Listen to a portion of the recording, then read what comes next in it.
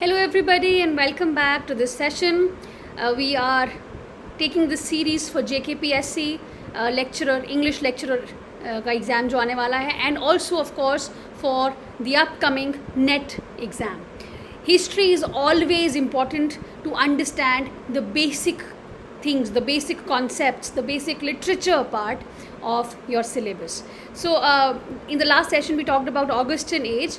JKPSC के syllabus में Augustan age है, उसके बाद सीधा आपका रोमांटिक एज है, which means age of Johnson और age of sensibility is not separately mentioned, therefore we are going to talk about it in the Augustan age itself. तो एज ऑफ जॉनसन भी कहते हैं इसको, एज ऑफ सैमुअल जॉनसन, या फिर as of sensibility भी कहते हैं. इसमें क्या क्या आता है? सैमुअल जॉनसन की बात आती है और उसके बाद ट्रांजिशनल पोएट्स आते हैं. ट्रांजिशनल पोएट्स वो हैं जो ऑगस्टन एज और रोमांटिक एज के लास्ट में, मतलब बीच में आते हैं, which show this transitioning phase. We all saw that in Augustan age everybody was it is neoclassical, no? So they were influenced by the classical modes, the classical decorum, the classical rules.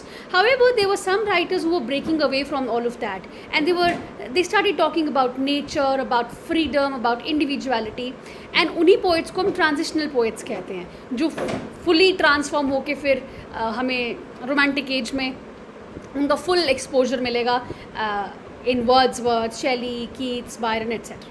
ठीक है, let's start with Samuel Johnson. Samuel Johnson is known as a lexicographer. He is written dictionary. He himself famously defined a lexicographer as a harmless drudge. A dictionary of the English language, 1755. It took 9 years to complete. More than, it is not just a linguistic piece of work or a scientific piece of work. It also has wit, Sometimes इन्होंने कुछ definitions जो ऐसी दी हैं वो बहुत witty भी हैं. For example, oats in England given to horses. In Scotland supports the people. So this is very witty. English, मतलब इंग्लैंड और स्कॉटलैंड का इकोनॉमिक स्फीयर पे जॉनसन ने एक ही लाइन में कॉमेंट्री कर दी. He did not aim to fix language, Samuel Johnson, like the French Academy, but to document and reflect its richness. It's always changing. And this became a foundation for later works like the Oxford English Dictionary. Rasselas, his work, अगर हम literature, core literature की बात करें, 1759. इसका है the full title the history of Rasselas, prince of Abyssinia. बहुत जल्दी इन्होंने ये वर्क लिखा. अब सैमुअल जॉनसन बहुत रिच नहीं थे, ठीक है. He has seen all deepest down of poverty he has seen. तो रैग्स वाला जो एक वो होता है ना, from rags to riches, although not to riches of course, but he has seen that side of life. So ये बहुत जल्दी में इन्होंने लिखा. कुछ डेट्स हो गए थे वो पे ऑफ करने के लिए. एक डाइडैक्टिक फिलोसॉफिकल रोमांस है which explores the choices of life. ठीक है, इसमें जॉनसन का मॉरल और फिलोसॉफिकल कंसर्न्स दिखाई देते हैं through his poetry. The vanity of human wishes. तो ये एक मेजर वर्क है इनका पोइट्री में, 1749 का एक नियो क्लासिकल फिलोसॉफिकल पोम है. Disillusionment with worldly ambition, futility of fame and greatness. और जॉनसन का जो डीप क्रिश्चियन वर्ल्ड व्यू था वो भी इन्होंने इस वर्क के थ्रू बताया है. ठीक है, must helpless man in ignorance sedate roll darkling down the torrent of fate. अच्छा, मैंने लास्ट टाइम बात की थी कि ऑलमोस्ट 1750s तक ये ऑगस्टन एज, अगर हम इसको भी इंक्लूड कर लें then of course it will go up to 1798. And 1798 is when the romantic age will begin. So age of Johnson approximately mid 18th century से शुरू होके लास्ट तक जाता है. जर्नलिज्म और इनका जो अर्ली करियर था, इन्होंने लिखना शुरू किया था 1737 में. बहुत सारी मैगजीन्स, बहुत सारी पीरियोडिकल्स के लिए लिखा. Ironically he defended 1737 theatres licensing act अपनी अर्ली राइटिंग में. जर्नलिज्म यूज़ किया इन्होंने to influence public opinion also. एक विटी इंसान काफ़ी कुछ कर सकता है. इन्होंने सिर्फ पोइट्री ही नहीं, जर्नलिज्म ही नहीं, क्रिटिसिज्म भी लिखा है. Lives of English poets is a very influential work, very important work. 52 poets की इन्होंने इसमें बात की है एक एक चैप्टर में, और यही वाला वर्क है जिसमें इन्होंने मेटाफिजिकल पोइट्स के बारे में भी बात की है. He coined the term also metaphysical poetry. So it's a combined biography with literary criticism, a very unique style. So he provided opinions on poets like Cowley, Gray, Pope, metaphysical poets, heterogeneous ideas yoked by violence together. इन्होंने जब metaphysical poets term को introduce किया था तो इन्होंने positively नहीं किया था, derogatively use किया था उसको, कि ये लोग ऐसे हैं जो अलग अलग आइडियाज़ को ज़बरदस्ती वायलेंस के थ्रू इकट्ठा करके प्रेजेंट करते हैं. It was T.S. Eliot later on जिन्होंने ये मेटाफिजिकल पोइट्स की रेप्यूटेशन को रिवाइव किया. ठीक. फिर ग्रे पे इन्होंने लिखा the churchyard abounds with images which find a mirror in every mind. Pope पे if Pope be not a poet where is poetry to be found. So all of these lines, all of these quotes are by Samuel Johnson. Sometimes made controversial और hostile judgements also. इन्होंने काफ़ी खतरनाक वाली criticism भी किया है, ऐसा नहीं है. फिर इनका another famous work is preface to Shakespeare 1765, one of the major critical essays on Shakespeare. He acknowledged Shakespeare's genius, and not just that, he has also talked about his faults. Okay, he criticized Shakespeare's lack of moral purpose and disregard for unities. हम continue करेंगे, although there's a power cut. So he set foundations for literary evaluation based on realism and moral insight. Legacy as a critic, तो इनको हम पहले, although is not the first one, but फिर भी major English literary critic early में Samuel Johnson का नाम आता है. एंड इन्होंने ब्लेंड किया है सब कुछ, criticism blended, evaluation, moral insight, historical perspective. T.S. Eliot ने प्रेज किया था जॉनसन के क्रिटिसिज्म को for its coherence, for its amplitude. ठीक है. And he help shape cannons and ideas of criticism. The very famous James Boswell, जो इनके biographer थे. बॉसवेल ने बायोग्राफी में ही रेवोल्यूशन ये लेके आए by writing this, the life of Samuel Johnson 1791. It's considered a model of biography. ठीक है. अब आगे चलते हैं. Shift in the 18th century novel. हमने स्टार्टिंग की नॉवेल्स देखी. अब जो शिफ्ट आ रहा था वो सेंटिमेंटैलिटी की तरफ जा रहा था. हम इसको एज ऑफ सेंटिमेंटैलिटी भी कहते हैं ना, मैंने कहा. तो जो रैशनल मॉरलिस्टिक मॉडल था अर्ली 18th सेंचुरी का, जैसे डेफो, रिचर्डसन, फील्डिंग वगैरह ये लोग लिख रहे थे, it gives way to subversion, to experimentation, to digression, emotion and language play by mid century. So we had writers like Sterne and Smollett who pushed the genre beyond linearity, beyond realism, beyond didacticism, allowing innovation in form, voice and theme. तो इन्होंने बहुत experiment किया है अपनी writing में. ट्रिस्टम Shandy के बारे में सुना है आप सब ने. उसमें इन्होंने ब्लैंक भी छोड़ दिए हैं बीच में पेजेस, बीच में कुछ भी लाइन ड्रॉ की है, फिर dot dot dot lines dot, इस तरह का अजीब सा एक्सपेरिमेंट किया है लॉरेंस स्टर्न ने. And the rise of formal experimentation, तो इनका मेजर वर्क है the life and opinions of Tristram Shandy gentleman. बहुत डाइग्रेशंस हैं इसमें. Incontestably are the sunshine. इन्होंने लिखा था digressions incontestably are the sunshine. Narrative disruption, जैसे मैंने आपको कहा, events are told out of order. हम कह सकते हैं कि एक precursor to stream of consciousness जो मॉडर्न एज में आएगा. ट्रिस्टम इज़ बो. अब ट्रिस्टम शैंडी, पूरी कहानी ट्रिस्टम शैंडी की है, लेकिन वॉल्यूम 3 तक ट्रिस्टम शैंडी का बर्थ ही नहीं होता है. उसके बाद रीडर एंगेजमेंट. तो स्टर्न ने ब्रेक कर दिया फोर्थ वॉल. फोर्थ वॉल होता है जो एक वॉल होती है ना ऑडियंस और राइटर के बीच में. उन्होंने डायरेक्टली एड्रेस किया है ऑडियंस को. ग्राफिक डिवाइसेस, विजुअल प्ले है, जैसे ब्लैंक पेजेस हैं, अजीब सी लाइंस हैं, साइकोलॉजिकल फोकस है, मॉक एपिक टोन यूज़ की है. स्टर्न को क्रिटिसिज्म भी मिला है, कईयों ने ये भी कहा है कि इसमें ना इन्होंने डायरेक्टली एनाटमी ऑफ मेलनकली से पैसेजेस उठा के डाले हैं, तो इस तरह का क्रिटिसिज्म भी है. But is regarded as a proto modernist for a stream of consciousness technique. A Sentimental Journey is another work which satirizes travel writing, emphasizes sensibility and emotional responsiveness via the character of Parson Yorick. Tobias Smollett and the picaresque tradition. तो इन्होंने picaresque tradition को influence किया. इनका major work था Roderick Random, Peregrine Pickle, Ferdinand Count Fathom, Humphry Clinker, ये सारे इनके major works हैं. पिकारेस्क एपिसोडिक स्ट्रक्चर है इनका. पिकारेस्क में क्या होता है, जो हीरो होता है वो यूजुअली एक ऐसी लफंटर टाइप रोग होता है, इधर उधर भटकता है, कोई कुछ करता है कोई कुछ करता है, but then he develops from there. So satire है, एक सोशल कॉमेंट्री है. Smollett has drawn from personal experience. इनका नेवल सर्जन थे ये, वो एक्सपीरियंस लिए हैं इन्होंने और डाला है. इनके फिक्शन में you will find range of social classes, aristocrat से लेके सर्वेंट्स तक. एपिस्टलरी फॉर्म में हम्फ्री क्लिंकर लिखा है which allows multiple voices and perspectives. फिर सटायर है, अच्छा सटायर है, जैसे कि इन्होंने इनहेरिट किया फ्रॉम रेबेलाइस.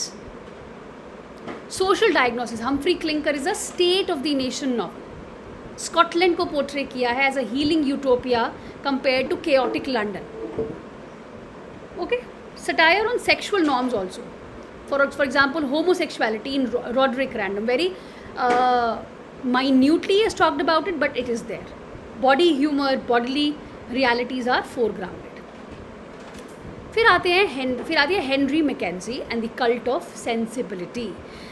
यहाँ से हमारा शुरू होता है. He is called the man of sensibility. You know, इनका जो वर्क है the man of feeling work है.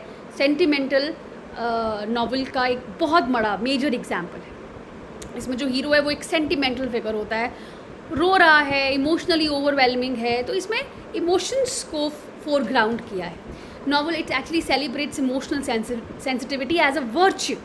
इसमें कोई बुरी बात नहीं है इमोशनल होना. फ्रैगमेंटेड फॉर्म का यूज़ है, तो it is presented as a mutilated manuscript with missing chapters. So this was happening.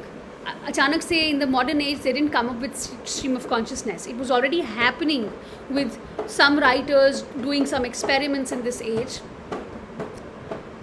So it inspired Geats, The Sorrow of Young Werther. Please note, it is emblematic of European Romanticism's emotional inwardness. Then we had some Scottish voices. I mean, Sterne, although was born in Ireland, he was educated in Yorkshire.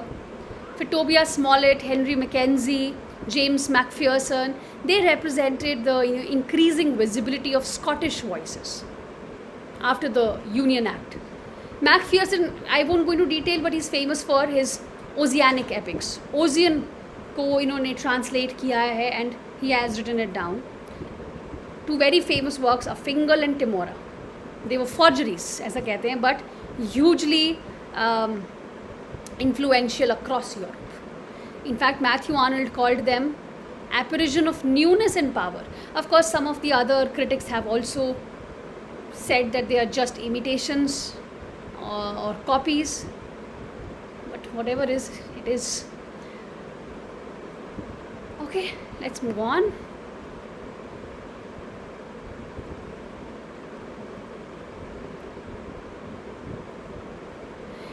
Now, Macpherson का जो work है, it aligns with some other writers like Thomas Gray.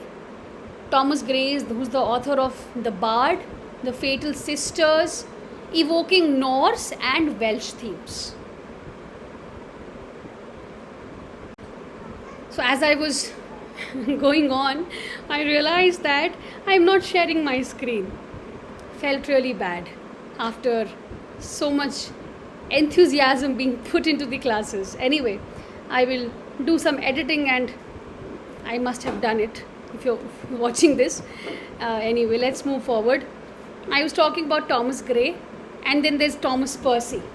So Thomas Percy is the editor of Relics of Ancient English poetry, ठीक है. And he collected ballads that emphasized northern traditions. तो ये सब मैकफियर्सन के साथ मैच करते हैं बिकॉज मैकफियर्सन ने भी ओजियन को ट्रांसलेट किया है.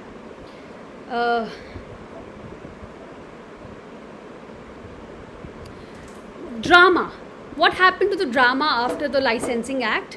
So licensing act आया 1737 में. It introduced state censorship through Lord Chamberlain's office and it resulted in a decline in original bold dramatic writing. जो actors थे, not playwrights, dominated the stage. Drama became performance driven, not author driven. Okay, sentimental comedies prevails, like Richard Steele, The Conscious Lovers, although the drama was not like it used to be. Goldsmith ka She Stoops to Conquer is one major work which marked a return to laughing comedy. Critiqued sentimental comedy. इन्होंने critique किया है sentimental comedy को by bringing back robust humor, mistaken identity and social reversal. Sheridan, The School for Scandal, another very nice and famous work. It's a satire on London gossip. Coming to poetry after Pope, as I told you, the poetry after Pope is usually transitional. It was a reaction against the Augustan age. Pope के बाद there was a shift away from neoclassical wit, satire and heroic couplets towards simplicity, reflection and rural themes. Let's talk about the major poets. We have James Thomson. He's usually called the first of the romantic writers, although he's not from the romantic age. But इन्होंने work लिखा the seasons लेके आया, एक nature imagery free from the Augustan barriers. Therefore, he is usually called the first major romantic poet. He uses blank verse, emotional tone. Nature is harsh yet noble. And he anticipates Wordsworth in rural focus, but of course retains pre-romantic sentiment. Nature droops, looks wild and wonders at the wintry waste. The major poet, Thomas Gray. Elegy written in a country churchyard. Most important mid-century poem rooted in graveyard tradition. Written in iambic quatrains. बहुत elegiac tone है, humanist melancholy है. It celebrates the short and simple annals of the poor. Edward Young, Night Thoughts. तो ये graveyard school of poetry इनको सबको कहते हैं क्योंकि इन्होंने ऐसे ही melancholic works लिखे हैं. Sometimes the setting is graveyard itself. So representative of graveyard poetry dwells on death, moral decay and human pride. Inspired European romanticism's Gothic fascination with death. Oliver Goldsmith, The Deserted Village, 1770. Regretful look at agrarian displacement. Very, very important work, The Deserted Village. जो urbanization हो रहा था, जो खाली हो रहे थे villages, उसके ऊपर है. Displacement, loss of rural harmony. George Crabbe का वर्क है The Village, The Borough. तो इन्होंने भी वो रियल आइडियलिज्म को पोर्ट्रे किया है with realism, with stark rural poverty. He writes in heroic couplets, documents very grim details of peasant life. नाम से पता चल रहा है ना, The Village, peasant life की बात की है. विलियम काउपर का वर्क है The Task, again written in blank verse, celebrates nature, rural simplicity. Deeply religious and reflective, anticipates romantic naturalism. God made the country and man made the town. इनका बहुत बहुत famous line है. William Collins, इन्होंने लिखे odds which shows intense lyricism and visionary tone. Personification, very delicate imagery has been used, abstractions have been used. So we have a very famous line, how sleep the brave who sink to rest, by all their country's wishes blessed. It's a patriotic elegy with natural imagery. बीमार हो गए थे ये, फिर उसके बाद बहुत कम लिखते थे. Christopher smart, madness as mystical insight. So he was confined to an asylum, ठीक है, he was not mentally stable. He had some religious mania, and his poetry blurs this line between madness and mystical vision. इनके works हैं A Song to David and others. For I will consider my cat Joffrey. It blends praise, observation and divine presence. It's amazing to see. I mean, he was in asylum and there was some mystical insight as if. So he's a precursor to Blake, because Blake भी एक visionary poet थे. वो कहते थे मुझे भी visions नज़र आते हैं, दिखाई देते हैं कुछ कुछ. Robert Fergusson, madness, satire and Scottish identity. He died young and he also got insane. Scots dialect में लिखते थे. ऑल्ड रीकी इन्होंने लिखा है. And he influenced Burns and Scottish revival में इन्होंने हेल्प किया. Robert Burns, nature, sympathy, emotional realism is there. He is called the ploughman poet. अगर आपको पूछते हैं, a true ploughman poet, deeply rooted in the land. ये भी Scott dialect use करते हैं. तो देखो स्कॉटिश एनलाइटनमेंट कितना ज़्यादा हो गया. तो एम्पथी फॉर नेचर है, लव है, लिरिसिज्म है, रूरल वर्च्यू है, डिग्निटी है. I think you understood the gist of the age, right? How it shifted from the Augustan major type of writing to this transition. That is, I hope you understand why they are called the transition poets. You can very clearly see the transition in the themes, in the transition of the subject matter. We had Charlotte Smith also, not extremely famous, but yes, a bridge between Thompson and the Romantics. Okay, so these are the important works which you can read from the PDF. So this is it for for your Augustan age plus age of Johnson, and Ravish sir has already put in your romantic period, and I'll be doing Victorian age after this. Okay.